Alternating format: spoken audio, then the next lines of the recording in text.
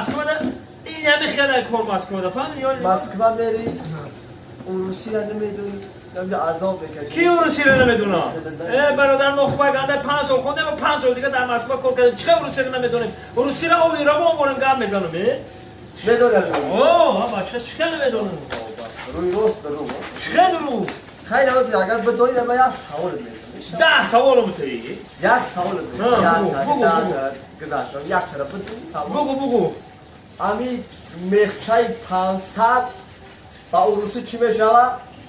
چی؟ مخچی 500؟ مخچای 500 با روسی چی میشود؟ مخچای 500 همه اطلاع نداری؟ نه من میدونم که سوال دادم اخلا بگه همه چی ده همه اصلا نداره چی میشه مخچی 500 گلمه ما در کینای توجیکی مخوله توجیکی چی با؟ اوخی کینای توجیکی کو؟ میدونی برای چی مخوله؟ اوخی سر نشیده سرازه تمام میشه ای همه دست روش میدونی چی هست؟ آخیر نداره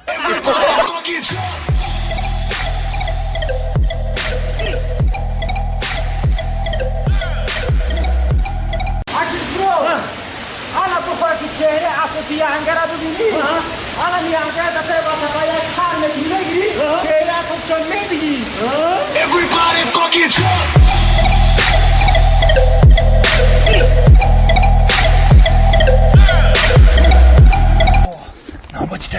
گپتی السلام علیکم دکتر کولا شینوس نمیشه